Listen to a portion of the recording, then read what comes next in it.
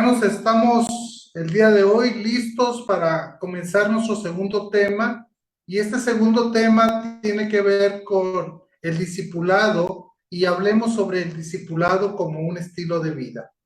Hablemos como ese discipulado que nosotros debemos de vivir cada día. Esa es la idea del día de hoy, ¿verdad? El poder saber y determinar que como hijos de Dios podemos vivir la vida cristiana con ciertas características. Y una característica debe de ser el discipulado como un estilo de vida. Así que vamos a empezar. Miren, hermanos, cuántos estilos de vida hay hoy en día, ¿verdad? Si usted se da cuenta en esta imagen que estoy poniendo, ¿verdad? Algunos dicen que un buen estilo de vida es hacer ejercicios, otro comer sanamente, otros dormir, otros tener el corazón bien, ¿verdad? Otros hacer meditación, no sé, otras cosas, ¿verdad? Que están poniendo hoy en día como vida saludable. Una vida saludable se habla hoy, ¿verdad? Un estilo de vida, pero un estilo de vida saludable. Obviamente nosotros entendemos que una vida saludable es una vida que nos va a ayudar a vivir. Pero ¿cómo vivir la vida cristiana, hermanos? ¿Cómo vivir esa vida cristiana? Sabe que algo interesante, cómo se define un estilo de vida, y los diccionarios y las personas expertas definen el estilo de vida como los comportamientos o la manera en que una persona decida vivir, actuar y poner los principios y valores alrededor de sus creencias. Son esos comportamientos que yo debo de tener día a día, ¿verdad? Esa manera de vivir que estoy decidiendo, donde pongo aquellos principios, los valores alrededor de estas creencias. La idea es esto: ¿qué me dice la escritura para que yo pueda vivir? ¿Qué me dice la escritura para que yo pueda poner en práctica con un estilo de vida, verdad? Entonces, la idea es que hay estilos de vida en la vida del cristiano que uno debe de vivir día con día. Por ejemplo, vivir como Jesucristo vivió. Nosotros somos llamados cristianos, entonces debemos de vivir como Jesucristo vivió. Es un estilo de vida, vivir como Jesús. Pero también hablamos de estilo de vida evangelístico. ¿Cuál es la idea? Que nosotros, cada oportunidad que tengamos, podamos compartir el evangelio de Cristo. Esa es la idea, que nuestra vida sea una evangelización constante en mi forma de comportarme, en mi forma de hablar y en la forma de presentar el evangelio. Hablamos también de estilos de vida misioneros. Cada cristiano es un misionero. Cada cristiano tiene la obligación, escuche bien, de predicar la palabra de Dios. Ya sea aquí, ya sea en el hogar, ya sea en el colegio, en el trabajo, con los amigos, o ya sea transculturalmente. Pero la misma obligación tenemos todos los hijos de Dios. Por eso muchos de nosotros hemos determinado también tener un estilo de vida misionero, pero también algunos hemos adoptado también de tener un estilo de vida adorador, que adoremos a Dios, que alabemos a Dios. Y yo creo que eso es algo importante, ¿verdad? Que no solamente los domingos estemos entonando o alabando o adorando a Dios, sino que nuestra vida pueda ser una vida de adoración constante a Dios. Otra manera también como los cristianos decidimos vivir la vida, ¿verdad? Es vivir agradecidos con Dios como un estilo de vida. El agradecimiento como un estilo de vida. Mire, nosotros como hijos de Dios debemos de ser siempre agradecidos. Seamos agradecidos. Y no solamente cuando las cosas van bien, sino también cuando las cosas no van tan bien. Por eso el apóstol Pablo pudo decir las siguientes palabras, ¿verdad? Todo lo puedo en Cristo que me fortalece. Sí, pero todo lo puedo en Cristo que me fortalece. Cuando va bien, todo lo puedo en Cristo que me fortalece. Cuando hay dinero, todo lo puedo en Cristo que me fortalece. Pero al igual, cuando las cosas no van bien, todo lo puedo en Cristo que me fortalece. Igual cuando no haya mucho dinero, todo lo puedo en Cristo que me fortalece. Ese es un estilo de vida agradecidos con Dios. Y la que quiero enseñarles hoy, este estilo de vida, es un estilo de vida de discipulado. Que el discipulado sea un estilo de vida en cada uno de nosotros. Así como hemos elegido vivir como Jesús vivió, así como hemos elegido ser un evangelista, un estilo de vida evangelista, así como hemos decidido un estilo de vida misionero, un estilo de vida que adore a Dios, un estilo de vida agradecido con Dios, hoy vamos a determinar tener un estilo de vida discipular. ¿Y qué queremos decir cuando hablamos eso de una vida discipular o una vida de discipulado, verdad? Déjeme decir que vivir la vida cristiana discipular es obedeciendo el mandato del Señor Jesucristo de hacer discípulos. Veíamos la semana pasada, ¿verdad? El texto de Mateo y veíamos esa gran ordenanza que el Señor Jesucristo nos dejó, donde nos decía, vayan y hagan discípulos a todas las naciones. Cuando nosotros decidimos vivir de esta manera, obedeciendo este mandato, entonces nosotros estamos viviendo un estilo de vida de discipulado.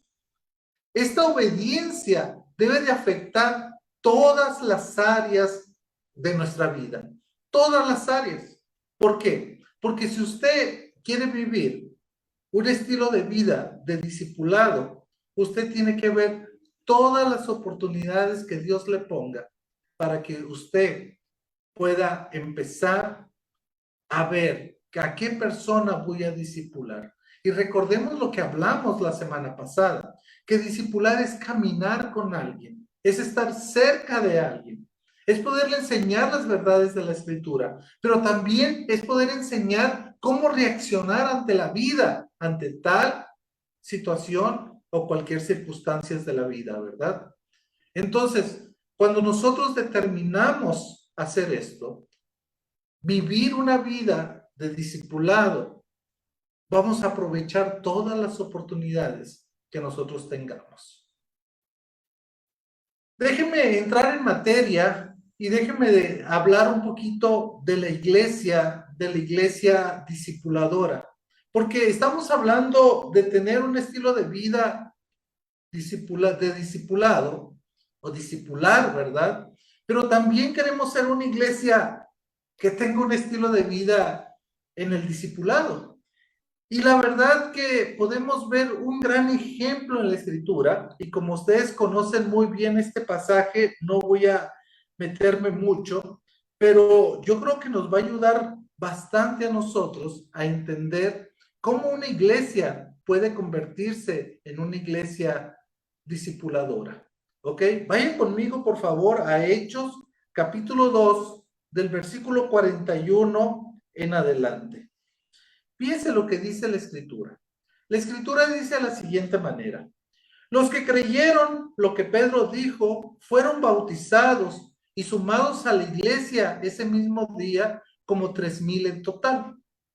Versículo 42 dice: todos los creyentes se dedicaban a las enseñanzas de los apóstoles, a la comunión fraternal, a participar juntos en la comida, entre ellas la cena del Señor, y a la oración. ¿Se da cuenta?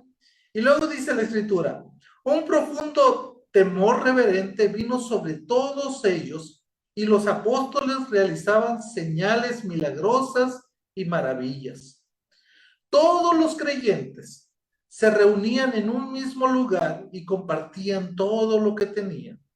Vendían sus propiedades y posesiones y compartían el dinero con aquellos en necesidad. Adoraban juntos en el templo cada día. Se reunían en casas para la cena del Señor y compartían sus comidas con gran gozo y generosidad. Todo el tiempo alabando a Dios y disfrutando de la buena voluntad de toda la gente. Y cada día el Señor agregaba a esa comunidad cristiana los que iban siendo salvos. Si bien es cierto, es una iglesia la iglesia de Jerusalén es una iglesia que iba iniciando, ¿verdad? Pero esta iglesia tenía cosas en particular. Mire, esta iglesia entendía lo que era el discipulado, porque el discipulado, como dijimos, no solamente es enseñar una clase bíblica. El discipulado tiene que ver con la comunión, tiene que ver con estar con las personas día con día. Veamos unos ejemplos.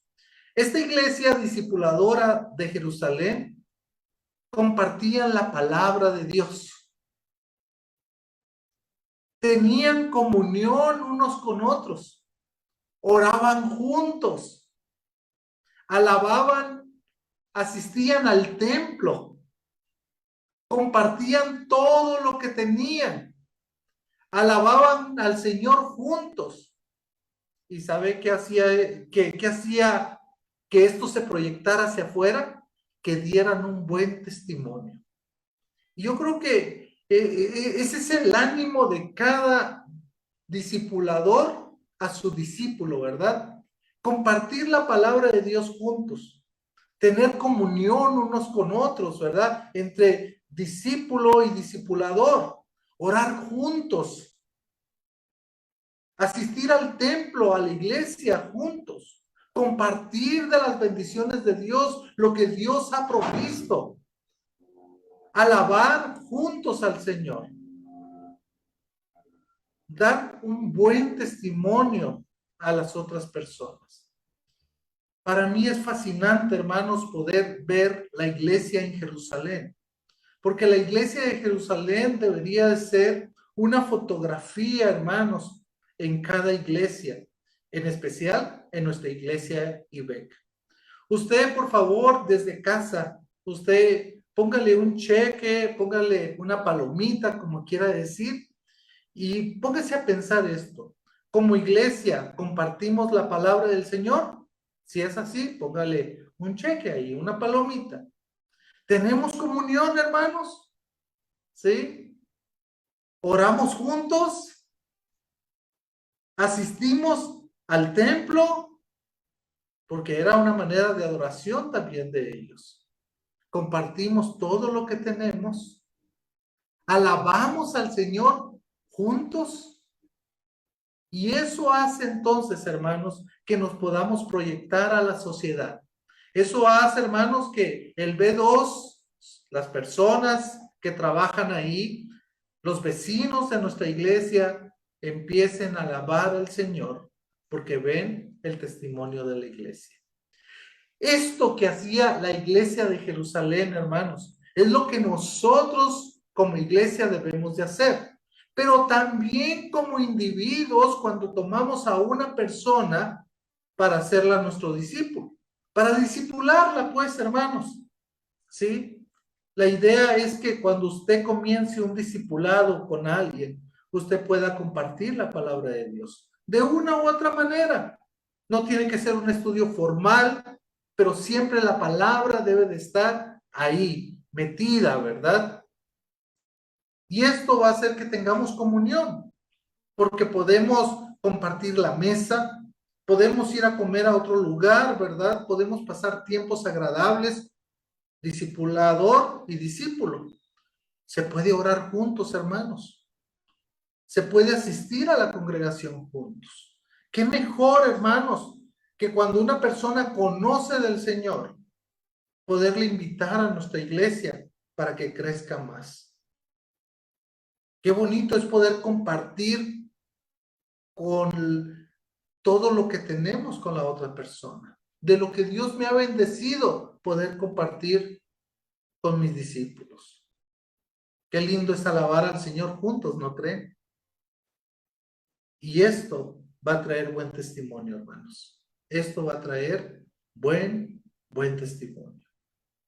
Esta es la idea de tener una vida, un estilo de vida de discipulado, hermanos. Ahora, ya vimos lo que es una iglesia. Veamos ahora un individuo con su discípulo, por favor. La Escritura nos habla de un ejemplo claro en la Biblia de un estilo de vida discipular. Y yo quisiera que habláramos en este momento, hermanos, yo quisiera que habláramos, por favor, de Pablo y Onésimo. Yo no sé si usted ha conocido a Onésimo, ¿verdad? Dirían los nuevos papás que es un buen nombre para un niño que acaba de nacer, ¿verdad? Pero si usted va conmigo a la carta de Filemón, es curioso que vamos a hablar de Pablo y Onésimo y no vamos a hablar tanto de Filemón, ¿verdad? Pero la idea es lo que aparece ahí en el capítulo 1, pues es solamente un solo capítulo, ¿verdad? Ahí con Pablo y Filemón. Y desde la idea es, hermanos, que este Onésimo pareciera ser que era un esclavo en, en la casa de Filemón. Pareciera ser que este querido hermano Filemón era una persona que tenía los recursos necesarios para vivir y tener esclavos ahí en su casa. Pareciera ser también que Filemón se convirtió al Señor y de la iglesia de Colosas tenían como una o otra iglesita ahí en la casa de Filemón. Por eso dice el versículo 1, dice Pablo prisionero, yo Pablo prisionero por predicar las buenas noticias acerca de Cristo Jesús, junto con nuestro hermano Timoteo les escribo esta carta a Filemón, nuestro amado colaborador. O sea, Filemón se había hecho un colaborador de Pablo. Y luego dice el verso 2 a nuestra hermana Apia y Arquipo, pareciera ser que la hermana Apia, ¿verdad? Era la esposa de Filemón, y algunos piensan que Arquipo era el hijo de Filemón. Y empieza a hablar de las bondades de Filemón, pero yo no me quisiera enfocar ahorita en las bondades, en las características de Filemón, sino quiero hablar un poquito de este otro personaje, Onésimo. Pareciera ser que Onésimo un día determina huir de la casa de Filemón y pareciera ser que para huir necesitaba un poco de dinero, a lo mejor sabía dónde se guardaba el dinero en la casa, ¿verdad? Y abusó de la confianza y se fue. Se fue a Roma, pareciera ser una ciudad grande, obviamente, ¿verdad? Pareciera ser que Filemón y Onésimo vivían en Colosas. Entonces, teniendo esto en claro, pareciera ser que Onésimo hace algo en Roma de tal manera que va a la cárcel. Y estando en la cárcel, a que no saben a quién se encontró ahí. El apóstol Pablo estaba en su periodo ahí de la cárcel en Roma y la verdad es que pues yo me imagino a Pablo encarcelado. No sé si usted se puede imaginar a Pablo encarcelado. Se puede imaginar los guardias, se puede imaginar los presos que estaban junto con él. Pareciera ser que el evangelio llegó a los guardias, ¿verdad? A todo el pretorio, dice Filipenses. Pero pareciera ser que el evangelio también estaba llegando a los presos, a los que estaban junto con él. Pareciera ser que Onésimo llega al conocimiento del Señor Jesucristo y se hace muy amigo del apóstol Pablo. No sé, me imagino, hermanos, que tuvieron una plática diciendo, bueno, Onésimo, ¿y tú de dónde eres? Bueno, yo venía de Colosas. Fíjate que yo tengo un buen amigo allá en Colosas, ¿verdad? Él se llamaba Filemón. ¡Y, Dios mío, querido! Qué chiquito es el mundo, ¿verdad? Qué pequeño es el mundo. Porque yo vengo huyendo de un tal Filemón también. Bueno, en esas pláticas el apóstol Pablo le presentó a Cristo como su único y suficiente Salvador. Y pareciera ser que el tiempo de libertad de Onésimo llega a el tiempo de estar prisionero llega a su fin y ahora viene un tiempo de libertad. Yo me imagino estar con el apóstol Pablo ahí en la misma prisión o cerca, no sé si en la misma cárcel, no tengo idea, hermanos, pero se imagina los sermones, se imagina la enseñanza el apóstol Pablo tenía. Yo, la verdad, me imagino que Onésimo aprendió mucho de la palabra de Dios mientras estuvo en la cárcel con el apóstol Pablo. Yo recuerdo mucho una vez que estaba enseñando a los caballeros allá en la ciudad de Guadalajara y yo les decía que no tenía mucho tiempo en aquel entonces yo de sentarme con Ricardo Daniel cuando él estaba pequeño y poderle contar historias bíblicas o poder hacer un devocional con él, porque mi trabajo era más nocturno. En México era más la noche para poder trabajar y poder tener estudios bíblicos. Usted sabe que México es muy nocturno en esas actividades. Entonces, había veces que yo podía estar en casa y de las pocas veces que me tocaba dormir a Ricardo Daniel cuando estaba pequeño, pues teníamos como costumbre, Susi y yo, si no era yo, pues a Susi le tocaba más tiempo, ¿verdad? Abrir la Biblia y empezar a hablar de la palabra del Señor. Entonces yo les decía a los hermanos que el domingo, ese día era lunes cuando yo estaba enseñando a los varones, que el domingo me tocó enseñarles la palabra del Señor. Y empecé a decirle lo que yo le estaba enseñando a Ricardo Daniel. Y un hermano dice, hermano pastor, dice, el otro domingo yo puedo llegar a su casa, me puedo sentar ahí en un rinconcito, decía, porque yo quiero escuchar la enseñanza que le da a su hijo, ¿verdad? Yo quiero escuchar, yo quiero aprender. Y nos dio risa, ¿verdad? El saber que la petición que él estaba diciendo, ¿no? Mientras yo dormía a mi hijo, él sentadito ahí en un lado en el cuarto, escuchando lo que le estaba enseñando a mi hijo. Yo me imagino algo parecido así, hermanos. Yo me imagino a Pablo enseñando y Onésimo ahí escondido, escuchando sus enseñanzas. Después Pablo le dice, tú ya no eres el que estás ahí escondido, ahora ven, yo te voy a enseñar directamente a ti la palabra del Señor. Onésimo tiene que salir. Y yo me imagino a Pablo diciéndole a Onésimo, no te preocupes, yo voy a hablar con Filemón. Y mire lo que le escribe Pablo a Filemón. Te ruego por mi hijo Onésimo, a quien engendré en mis prisiones. Mire, que solamente con el verso 10 tenemos para hablar de muchas cosas. Te ruego por mi hijo Onésimo, a quien engendré en mis prisiones. Número 1. Pablo está rogando a Filemón por una persona que a Filemón le hizo algo daño, le hizo algo mal.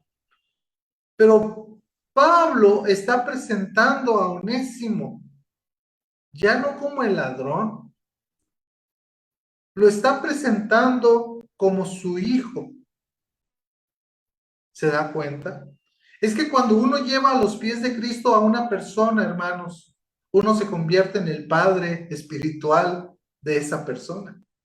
Y mire lo que le dice, a quien engendré en mis prisiones. ¿Se puede imaginar? El discipulado que hubo como de padre a hijo. ¿Se puede imaginar? Por eso digo que el apóstol Pablo tiene un estilo de vida discipular y lo vemos aquí con Onésimo. Miren lo que dice el verso 11, en el cual en otro tiempo te fue inútil, pero ahora a ti y a mí nos es útil. Y usted debe saber que la palabra, que el nombre Onésimo tiene que ver con utilidad, tiene que ver con ser útil. Y lo que le está diciendo es que en el otro tiempo le fue inútil, pero ahora le es Onésimo, ahora le es útil. Dice, el cual vuelvo a enviarte, tú pues recíbelo como a mí mismo. Mira, hermanos, que para que uno le pueda decir a otra persona, recíbalo como si me estuviera recibiendo a mí, es que realmente conoces a la persona, es que realmente sabes la calidad de persona que es. No era algo tan sencillo para Filemón ver a Onésimo y decir, aquí viene el esclavo que huyó y que aparte se llevó cosas. Pero ahora viene con una carta, ahora viene cambiado, ahora viene diferente. Y le dice, te traigo la carta del apóstol Pablo. A ver qué dice Pablo. ¿Por qué lo envía con él? ¿Por qué envía esta carta con él? Y le empieza a decir, este es otro Onésimo. Este sí es Onésimo. Este te va a ser útil. Bueno, a mí me puede hacer útil, porque dice el versículo 13, yo quisiera retenerle conmigo para que en lugar tuyo me sirviese en mis prisiones por el evangelio, pero nada quise hacer sin tu consentimiento, para que tu favor no fuese como de necesidad, sino de voluntario, porque quizás para esto se apartó de ti por algún tiempo, para que le recibieres para siempre, ya no como esclavo, sino como más que esclavo, como hermano amado, mayormente para mí, pero cuanto más para ti, en la carne como en el Señor. Así que, si me tienes por compañero, recíbele como a mí mismo. Y si en algo te dañó o te debe, ponlo en mi cuenta. Yo, Pablo, lo escribo de mi mano, yo lo pagaré. ¿Se da cuenta, hermanos? Un verdadero discipulador hace esto, hermanos. Sabe a quién es su discípulo. Sabe lo que le ha enseñado. Sabe los cambios que ha habido en la vida de él. De tal manera que puede decir estas palabras. Si te debe algo, ponlo en mi cuenta. Yo te lo voy a pagar. Un poquito lo que hizo el Señor Jesucristo, ¿verdad? O un mucho lo que hizo el Señor Jesucristo. El Señor Jesucristo agarró mi pecado y lo llevó en esa cruz del Calvario. Así que, hermanos, vemos al gran apóstol Pablo con un discípulo llamado Onésimo, que la transformación fue total en esta persona. Una persona que era inútil, ahora le es útil. Y como diría Martín Lutero, hermanos, todos nosotros somos onésimos. Todos nosotros somos onésimos. Porque nosotros le éramos inútiles a Dios. Pero en su sangre, en su cruz, en su sacrificio, ahora nos hizo útiles. ¿Se da cuenta? Un estilo de vida de discipulado, hermanos, en el cual tú y yo debemos de tomar una decisión y decir, yo quiero vivir de esta manera, aprovechando todas las oportunidades para poder proclamar su palabra, pero no solamente proclamarla, sino ayudar a las otras personas a crecer en Cristo. Quiero terminar, hermanos, con un ejemplo que me apasiona también. Es una iglesia, hermanos, una iglesia que está en Tesalónica. Vaya conmigo, por favor, a Primera de Tesalonicenses, capítulo 1, versículos 6 y versículo 7. El apóstol Pablo viene hablando de la iglesia y viene hablando de las características, de las virtudes que tiene esta iglesia. Una de las cosas que dice es que el versículo 5 dice, pues nuestro evangelio no llegó a vosotros en palabras solamente, sino también en poder, en el Espíritu Santo, en plena certidumbre, como bien sabéis, cuáles fuimos entre vosotros por amor de vosotros. Pero vea el verso 6.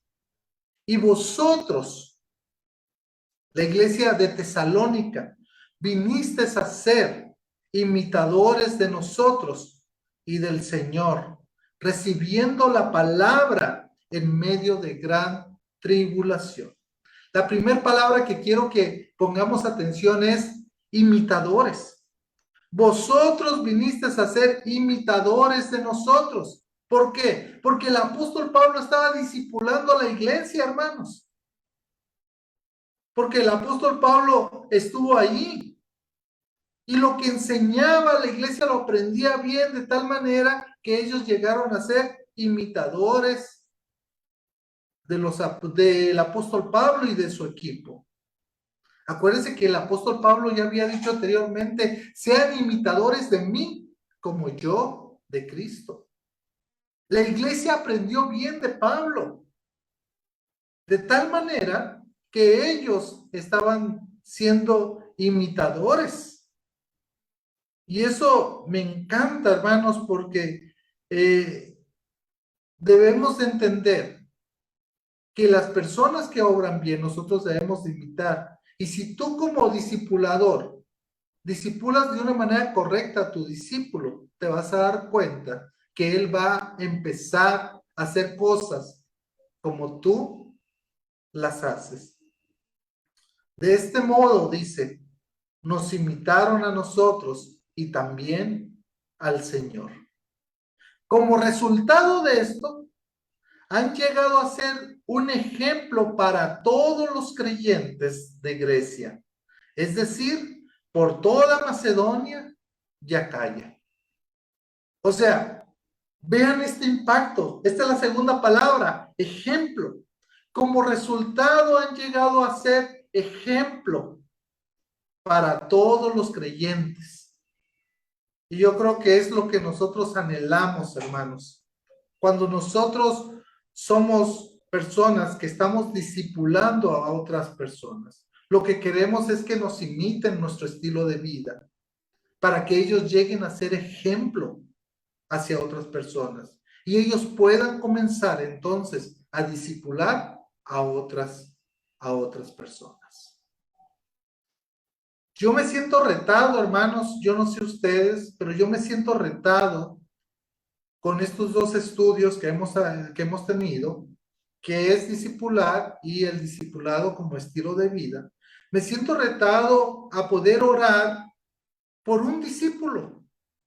Gracias a Dios yo tengo discípulos ahorita, pero yo quisiera comenzar otro discipulado con otra persona.